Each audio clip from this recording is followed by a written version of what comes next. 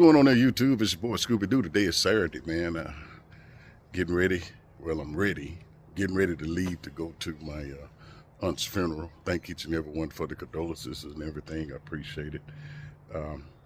I did find out something I wanted to do Friday, but I didn't get a chance to make a video. If you're out there, guys, ladies, you have to start showing 15-minute pre-trip. DOT showed me that. And they're finna start nailing you now. Even if you're on e-logs, you have to show a 15-minute pre-trip. Post-trip, however long it take you, but a pre-trip, you must show 15 minutes. So please, y'all, get into the habit of doing it. Georgia been tearing tail up, boy. They've been tearing tail up in Georgia. I got a couple of partners of mine called me and said they got tickets, man. So please start showing 15-minute pre-trip on your equipment. And during that 15 minutes, do a pre-trip. Get out and check your equipment, because you are the one that's going to be ticketed if they find something wrong with it. It's best to take it to a shop before you get cited than to get cited and then have to take it, because what you're going to have to do then is stay right there on the spot and get it fixed, okay? But just wanted to throw that in today. Y'all be careful, be safe this Saturday. Have a safe and blessed one. And I tell you what, I'm going to add something to this. So right after the funeral and everything, I get back, I come back and make another video to add to it. There's a few more things I want to talk about. So y'all be careful. Your boy Scoob will be back. Just normal wear. You know, just normal wear. That's all. But y'all be careful. Your boy Scoob. I'll talk to you in a little bit. Oh, let me also, before I close this, I want to give out a shout out to my fleet manager, John Bogart. Great guy. Worked to get me back home so I could make it here for the funeral. I thank him. I thank Avery once again. I never had a problem with no company I ever worked for when it came down to a situation like this. They all have got me home. They got me, he got me in early. I thank him for that. So did get in Wednesday night and everything, so was able to get in, take care of a little few things, keep a check on my father and stuff. But everything's going good, man. He's holding up great. He's doing great. But like I said, I just want to throw this in real quick. But let me get in here and finish up so I can get ready to get out of here. But I'll be back in a little bit. This is your boy Scoop.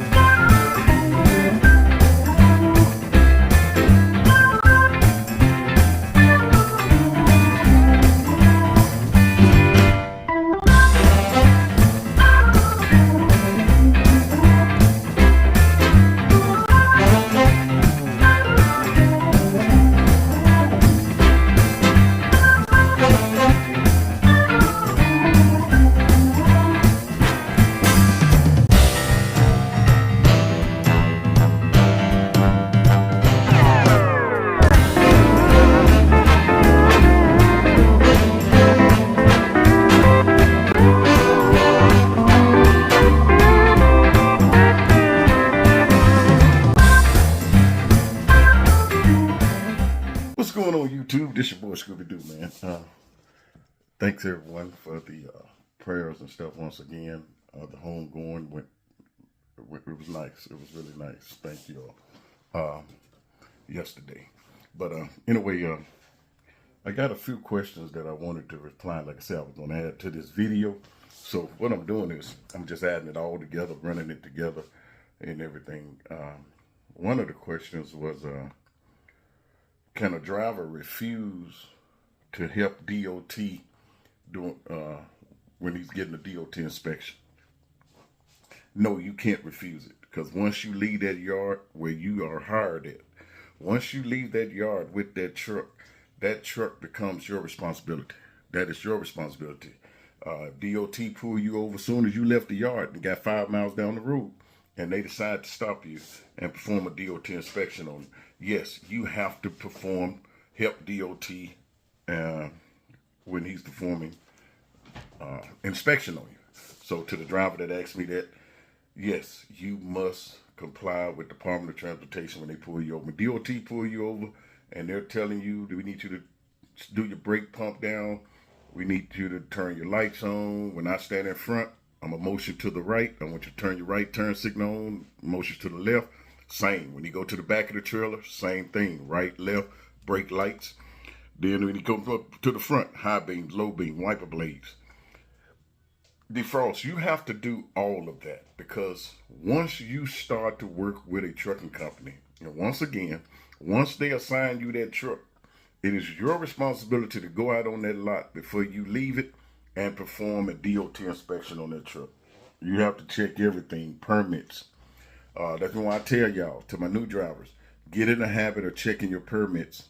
This is once a year, but I check my permits every 6 months, because some permits in there do go out in 6 months. Some never expire, but most of them is going to expire within a year. You have to stay up on those permits in that truck. The most important ones, your registration, your IFTA, your insurance. Those three there. If those three are not up to par, they can't write you a ticket for it and everything. Some of them will tell you we're having to fax it to the station here. Put it in the truck. If you don't, and that officer lets you leave that scale, and you get down and cross into another state, even though you just got a ticket, say in Kentucky, you cross the Tennessee state line, Tennessee pull you over. They want to see your IFTA registration, proof of insurance. One of those expired. Boom, that's 2 tickets in a row. That's 2 tickets in a row that you're going to get hit with. Guys, ladies, no matter how much experience you got out here, that is the most easiest and simple job you have, is checking that permit book and performing a pre-trip inspection. It's your job. It is your job. And when DOT stop you, it is your job to assist DOT in checking that truck during the DOT inspection.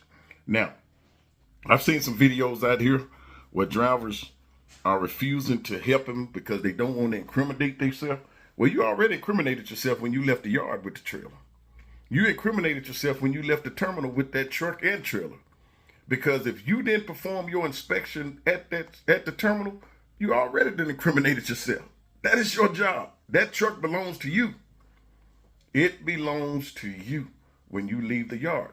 I know y'all done heard it. Yeah, it belongs to you. So y'all get out here and y'all refusing to assist the Department DOT when they're doing a DOT inspection. You're making it harder for yourself, Doc. You're making it harder for yourself. Go ahead on and comply with them. The quicker you comply, the faster you can be down the road. And most of the time, if it's something wrong with the truck, permits, it's going to be on the company, but the company going to come back at you because it is your responsibility to check all that. That's your responsibility.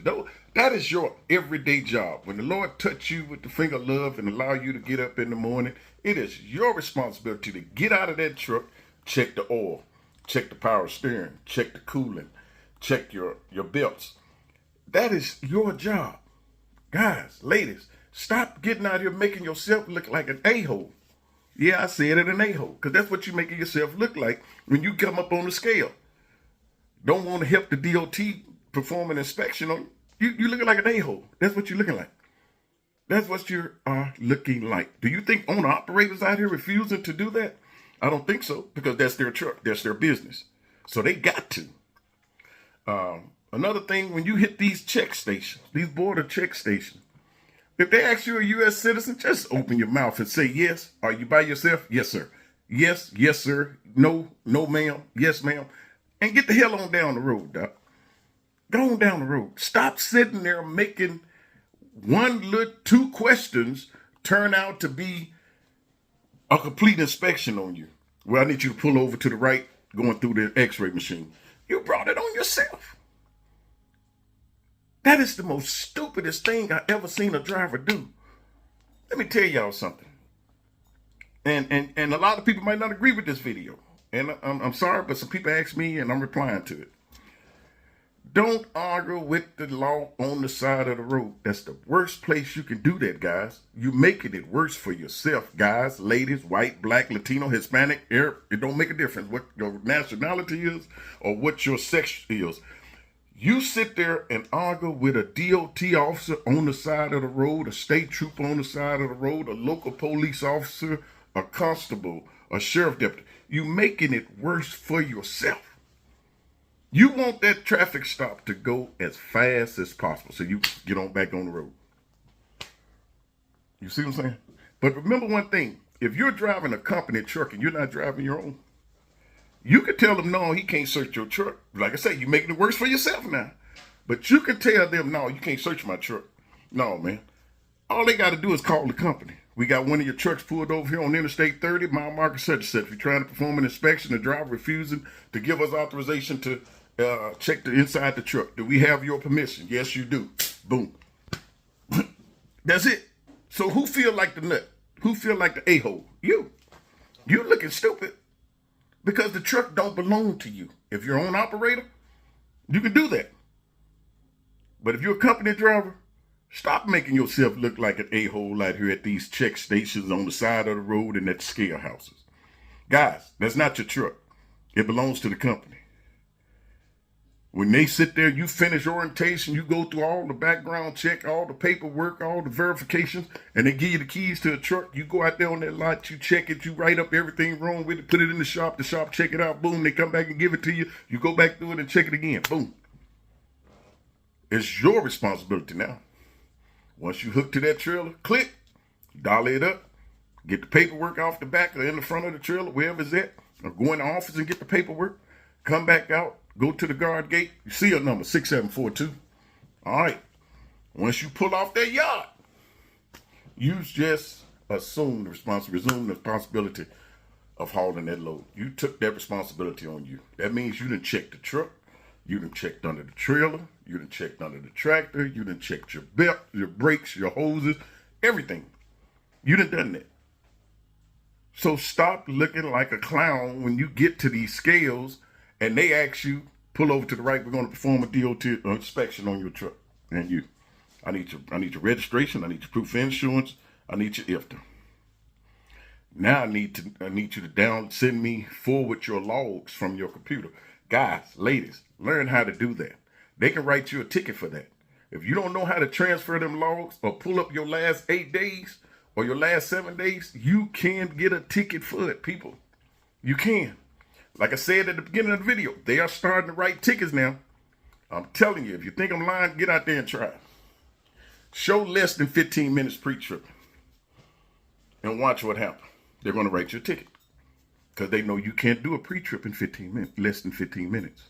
Post-trip, whatever, you can get out, walk around the truck, boom, boom, everything good, boom, 5 minutes, 3 minutes, boom, whatever it took for you to get to your point, set the brakes, put yourself on duty for post-trip, get out, walk around the truck, checking your lights, tires, your seal is intact, tip over the hood if you want to, look under it, boom, boom, go to bed. But that pre-trip in the morning time, you better start showing 15 minutes. Georgia been tan tails up, man. Yes, Georgia and Tennessee has been tan tailed up. Okay, so be careful. Show 15 minutes, at least 15 minutes on the pre-trip inspection, okay? Another guy asked me a question about the seat in the truck. Guys, to the young man that asked me that about the driver's seat, that's your preference. I keep my seat where my knees are at a 90 degree, straight up and down. When I'm sitting in the seat, my knees is straight. Some people ride with the seat to the ground. You know, you get these big, large cars, they drop the seat to the ground. They looking straight over that hood. That's it. That's all they can see. Some people like riding it. They call it low riding. Me, I can't do it because there's no air in that seat. And that's all you're doing. Your butt bumping that seat when you hit a bump. Got to get some cushion in there. Make it float with you. You float with the truck. But it's your preferences. I keep my lumbar on the back, my lower back pushed all the way out as far as it go. So that way, it's supporting my back. They got some in there. In my Volvo, I had it where I can hit the button on the side and it's automatic. It vibrates up, vibrate down. And boy, that was a good feeling down the road, man. Ooh, man, feel good. But it's all up to you on where you want to keep your seat. To the guy, I wasn't ignoring you. Please forgive me for taking so long. He asked me probably last month about that. And I do apologize to him. I don't even remember his name, but he know who he is. Please forgive me for it being so long to get back with you and everything. But to the subscriber that asked me about that video, the driver made himself look like a clown. I saw the video you was talking about. Saw both of them, and both drivers made themselves look unprofessional and very looking like a clown. They embarrassed themselves. DOT ain't studying it. You either gonna do it or he gonna write your ticket, and you ain't leaving there. He can put you out of service. Refusing to assist DOT in inspection, you can get put out of service for that. Okay, so hey, it's up to you, Doc. It's up to you, but you're making yourself look bad. And remember one thing, y'all. Remember one thing. If I get out here and every time I hit a scale, let's say I hit a scale in Mississippi and I do that stupid stuff, all right? And that DOT officer works that scale every day or every other day. Every time you get out here and you're working for a company and you think I'm lying, mark my word, watch, pay attention to it. If one or two of your drivers get pulled over in the scale and they get popped for something stupid, don't you know every truck that come through there, I ain't been doing nothing. I've been following the law, doing my job, rolling down the road, log up to date, everything. I pull up on the scale, boom, that would make DOT inspect every truck in your company because you done something stupid. You done pissed them off now. So they figure every driver at that company is doing that. Okay, so stop doing it, driver, because you're making it bad for everybody. It ain't about you. It's about you and the company that you work for. Okay, you giving your company a bad name. You giving your co-workers a bad name. Because now they getting stopped for no reason. If you think I'm lying, how many times have you rolled down the interstate and you got a green light going past the scale? Ooh, yeah, let's ride. Foo, green. Beep, beep. All of a sudden next week, red light. Got to pull in the scale. But you've been going past the scale for a whole month. Ain't never got pulled in. Here you get pulled in. You look on the other side of the road, here's another one of your old trucks getting pulled in. That's because one of your drivers them got busted at the scale. So they feel that, hey, if we got him, let's check some of these other ones coming through here. Let's cut them off for a minute.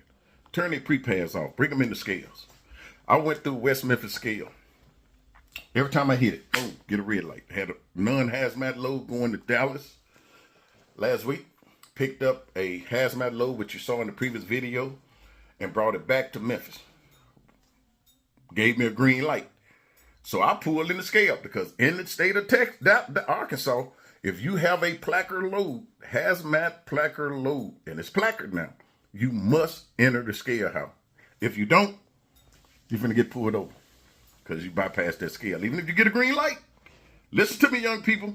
Even if you get a green light, you have to come through the scales in West Memphis. If you bypass it, that's a ticket. That is a ticket. Ooh, that's a ticket. That's a ticket for you and the company. So please do not bypass the scales in Arkansas if you have a placard load. But like I was saying, I came up on the one over on the 32 over on 30, and I pulled in. And the lady was standing out there, and I got a green light. I could have kept rolling, but I knew better. Pulled in the scale, gave her my permit book. And with my permit book, let me show you what I'm talking about. Not my permit book, my paperwork. With my paperwork, I gave it to her. And in my paperwork, this is what I was doing in the truck. I was going through here, yellow pages. I was looking for the UN number. And beside it, it tells you what's the emergency response number. That's what I was doing when you saw me writing down with my head down, looking in the book. That's what I was doing, was getting these numbers, which was 151, 153, 154. So what I do, I go back here to the back of the book, 151. I take one sheet of the other bills, put it in 151. Go to 154. Well, I went to 153. 153. I take another piece of the bill, put it inside 153. Then I go to 154. I take the other bill, and I stick it where 154 emergency response is. Stuck it in there, like that there. It didn't look messy like that. But anyway, I done that. And this is where I keep my paperwork. When I'm pulling a hazmat load, I do it like this every time. I look up each UN number in the yellow. Now you can go to the blue and look it up if you want to. I normally go to the yellow and look it up. That way I can find it quick. But you look it up, put your bills on those emergency response pages, the orange pages. And this is where you leave it just like this. Put your bills in it, lay it down there on the floor where you can reach it. Lay it on, don't put it in the dash. Because if you put it in the dash and you turn, that joker slide over to the passenger side. If you can't reach it with your seatbelt on, you're going to get a ticket for it. That's why I do this, and I sit it right beside the seat. And when I get out the truck, I put it in the seat.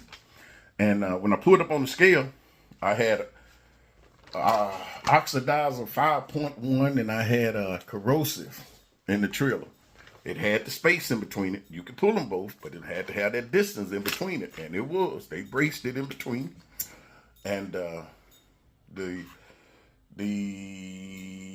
corrosive was in the front of the trailer.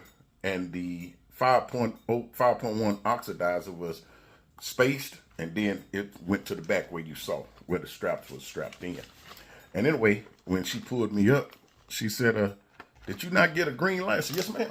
It's flashing now right there. You see it? She said, let me see. I gave her the book. She said, I handed the book out the window, y'all. And when I handed it to her, she said, go ahead. She didn't do no more. She didn't do no more. She didn't say nothing else because I gave her the book just like this.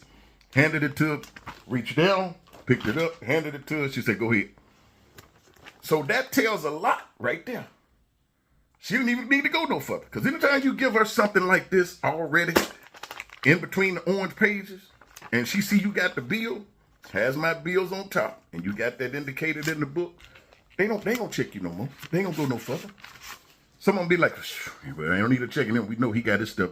Same way in Alabama. The two officers in Alabama that pulled me over, you saw it. But make sure you understand this book. That's why I tell you, this book, the green book, and the red book are the 3 books that you must keep with you at all times, people. Please, to my new drivers, get this if you pull in a hazmat. That's another thing. Question was about the hazmat. Is it worth getting? You know, I made that video. And like I told you, it's not. It's not. And I'm going to tell you the reason why. I done some math, done some figures. All right. The load, give me 1 minute. Let me I wrote it down and I left it up front because that's where I was. So hold 1 minute. Look at the picture on the wall.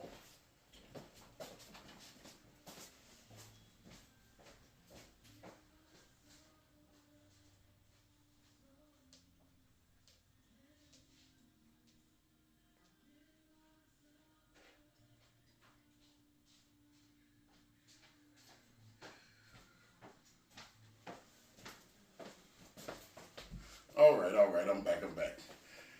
My daughter-in-law, she drew that up for me, the design. I gave her this design, and she made this color, this diagram for me, and put the blue, the yellow, the white, and each one of these colors represent a different spiritual message, okay? And I took it to a company here in Memphis, and they blew it up and everything and stuff. So it's that, and then I got one in black and stuff. But that's my company. But anyway, let's get back to it. All right, the hazmat. This is worth having. I'm gonna show you the reason why. Now, I'm gonna use Averett for example. Averett pays 58 cents if you got a hazmat, 56 if you don't. And here's what it is. I done a run. 932 miles is what the total miles was loaded. At 58 cents, it pays $540.56. Let me repeat, 932 miles at 58 cents. Hazmat. If you got hazmat on your license, tankers and endorsement, it pays 58 cents over at Averett. It pays 56 cents if you don't. So over here at Averett, it paid me $540.86 to pull that load. 56 cents to pull it. If I didn't have a hazmat and say it wasn't hazmat, it was a hazmat load, but it didn't require to be placard, that load paid $521.92. You hear me?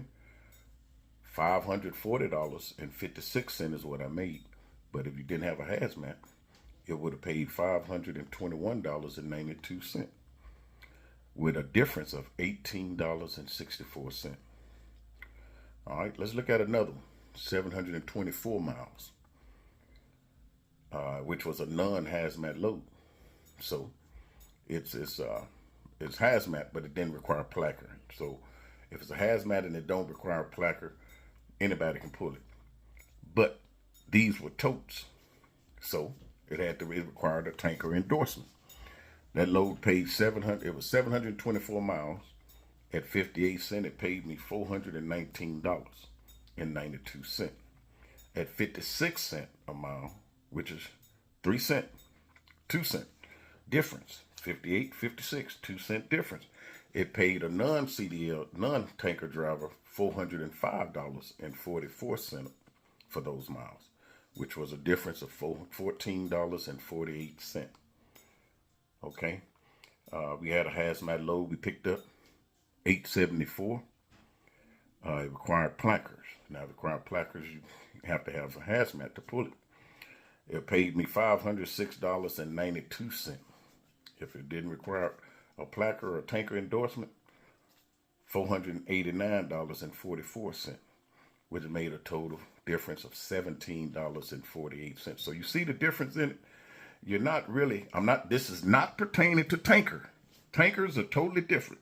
All they hazmat goes in one big cylinder. It's got separation parts in it, but it's one material, okay? With the dry van hazmat or reefer trailer hazmat, you have to brace it. You have to make sure it's secured, make sure it don't move. You have to take out of route miles. You're subject to be inspected anytime, any day, any night. Depends on DOT and how they feel. Like Alabama, that day I got stopped, they was just stopping hazmat loads. LTL, everybody that had a placard on the side of the truck, boom, you was getting stopped. If you didn't have a placard, you kept on rolling. So the difference that I'm saying is this. Is it worth it? No. No, it's not. $18 different, $14 different, $17 different. No, to me it's not, but teach his own. Y'all, teach his own. It's not, because it don't pay. The headache that you have to go through, it don't pay. It don't pay for that. It don't pay for every time you see a DOT officer in the middle of the interstate or sitting on the exit ramp, you don't know if he's going to pull you over or not. That's just the risk you're taking and everything. So, is it worth it? No, it's not. But hey, teach his own. Teach his own. That's something that you have to ask yourself. The headache, because every 5 years you got to be recertified. You got to go back to Homeland Security. You got to sit down and take the test. Every 6 years, you got to take the test. And if you fail it, you got up until your license expired. That's why they said go 30 days. You can go 30 days before your license expire. So that way, if you fail it, you can still keep the hazmat endorsement on your license. But after that 30 days, your original date, when your license expire, if you don't pass it then, boom, you lose that endorsement. You don't lose the tanker endorsement, but you lose the hazmat endorsement. The tanker endorsement, you will keep, because you can haul food grade tanker. You don't need a hazmat for food grade tanker. But anything that's considered hazmat, the totes, if it's just glue, like the other load I picked up, the last one, it was just totes. So hey, it wasn't a placard load, but you had to have a tanker endorsement for it. So it is what it is, y'all. It is what it is. I tell people this. Do your homework, do your research. If the company is paying good money to have that hazmat and tanker endorsement, doubles and triples, hey, go for it. But if it's no different than 2 cents, that's your call. It's your call and everything. That is your call. But you risking your life, man. You risking your life. We had a fuel tanker over here on Mallory yesterday come out the fuel refinery. I don't know what he did, but man, that sucker burnt to the ground right there in front of the fuel tank where you load the fuel tankers at. Right in front of it out on the street. I mean, you could, right there in front, man, when you pull out the drive and get in the turning lane, boom, 2 lanes from the actual refinery. So, man, that was a mess. They had Chem Tech, had rescue response over there, fire trucks everywhere. They were soaking down everything with that foam, man, to keep that fuel from rolling into the drainage system and everything. But thank God that the driver's okay and that it didn't get no further than the tanker and the truck. It burnt the truck to the ground, burnt the front of the tanker. So it could have been a big explosion, but thank God it didn't turn into that. It just burnt to the ground. The truck did. I guess from the looks of it, he was trying to drop the truck or some trailer. And I don't know if the truck trailer came loose or something. I don't know. But hey, you got to be careful out here, y'all. You got to be careful. And before I bring this to an end, I want to say one more thing, and that is, guys, ladies, white, black, Latino, Hispanic, Arab, whatever the case may be, if you are the one out here pulling people kingpins, fifth wheels, you can do life in prison for that. I'm telling you, that's endangerment. You keep on pulling these folks fifth wheel because they sitting on the fuel island. I'd rather for you to just bag out, get into another fuel island. They gonna come. They gonna come. But they don't need to walking up there to that truck, clowning, acting a fool with that driver. Just move to another fuel island, y'all. They don't need to pull in his kingpin, fifth wheel. Just pull to another fuel island, man. That pisses me off. It pissed me off too, but hey, I'm not finna reach under and pull nobody's fifth wheel. Because I don't want nobody doing it to me. I try to pull forward if I can, or if I pull forward, I walk back to that guy behind me and say, hey, man, I'm running here, use the restroom right quick, grab me something to drink, and I'll be out of your way if it's okay with you. If he say, yeah, go ahead, cool. If he said, man, I got to go, man, okay, no problem. I go find me a spot to park. Or I go in, get my fuel receipt, and come on back out and just stop somewhere down the road. It's all about respect, guys, ladies. Even you ladies, you got to respect each other. You got to respect the guys. Guys, we got to respect our ladies out here. So what? They doing the same thing we doing. Some of them can outdo us. Yeah, I've seen a couple of them put a trail in somewhere that I'll be wrestling to get in. In 36 years out here, hey, I ain't mad at them. I ain't mad at them. I started asking, can you put my trail in the door?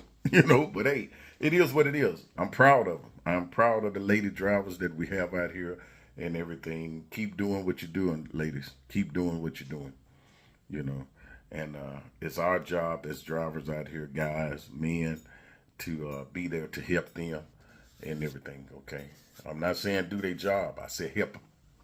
They need help spotting, spot them. Don't spot a person if you know you're not going to do it right. Friend of mine was bagging in a spot at the Loves over in Prescott.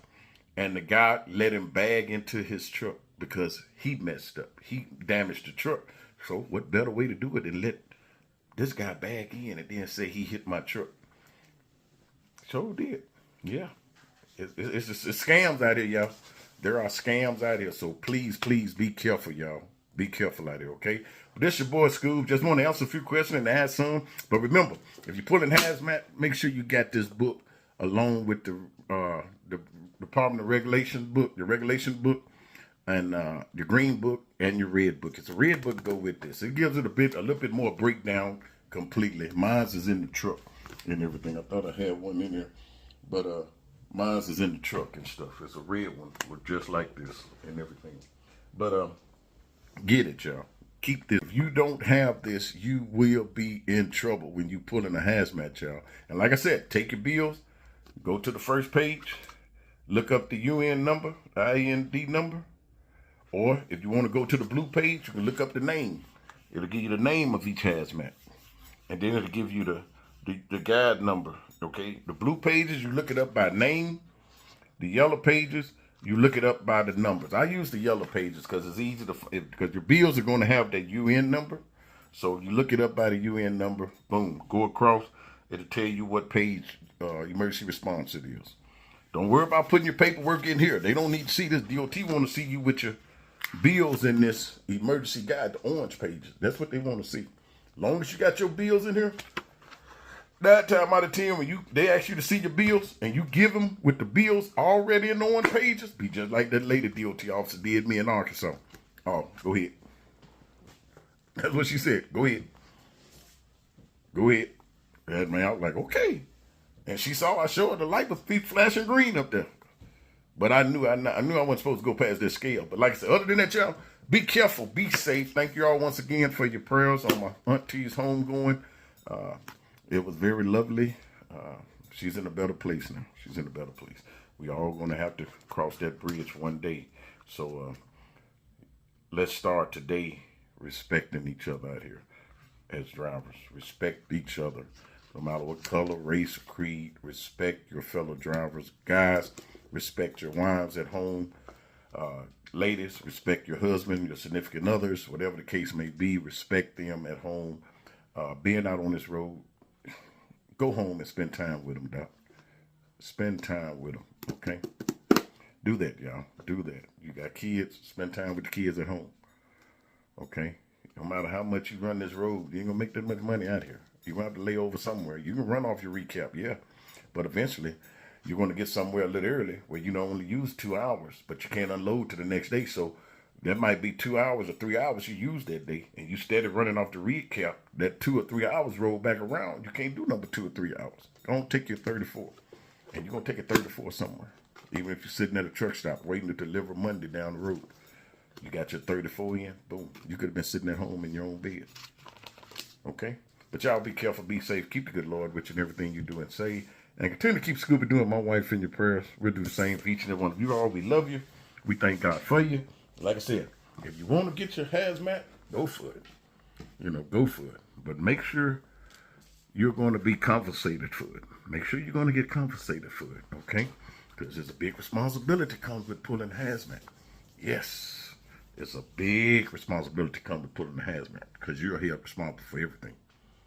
You are held responsible for everything. If you pick up a load that somebody dropped and that load was improperly braced, hey, you can show them that you picked it up. They might go a little bit easy on you, but you're still going to be cited for it because it is your responsibility to check the securement of that load before you left with it. It is your responsibility to check and make sure that that load was properly loaded. The load matched the paperwork. That's your responsibility. So, yes, you can't be ticketed along with the company. Some officers are taking consideration. If you say, well, sir, I just picked this load up from the yard and everything. Okay, they'll take that in consideration. But you're going to get cited, too, because it's your responsibility. Break the seal, call the cup, say, look, ma'am, I'm finna do a relay, pick this load up. Boom, I need to break the seal to see what's going on this side of this load. I got something dripping. I got the trailer leaning. I need to see what's going on. Put that ball in your company's hand. So if your company take it from you and give it to another driver, and that driver pull it, and you rolling down the road the same direction that driver went, and you see him over there in the scare house and they got the doors open, just look up to heaven and tell God, Lord, thank you. Thank you. Hey, he done blessed you. Okay? Y'all be careful, be safe. This is boy Scooby-Doo. We'll talk to you tomorrow. We'll get out here tomorrow. Where we heading, don't know. Don't know. So as soon as I find out, your boy Scoob will let you know. But we'll see where they send us to Monday and everything. But like I said, teaching everyone, be careful, be safe, continue to respect your fellow driver, no matter what color, race, creed. Respect your fellow driver, whether it's a male or female. Okay? Please respect each other. And continue to keep Scooby doing my wife in your prayers. We'll do the same for each and every one of you all. We love you. We thank God for you. This is your boy Scooby-Doo.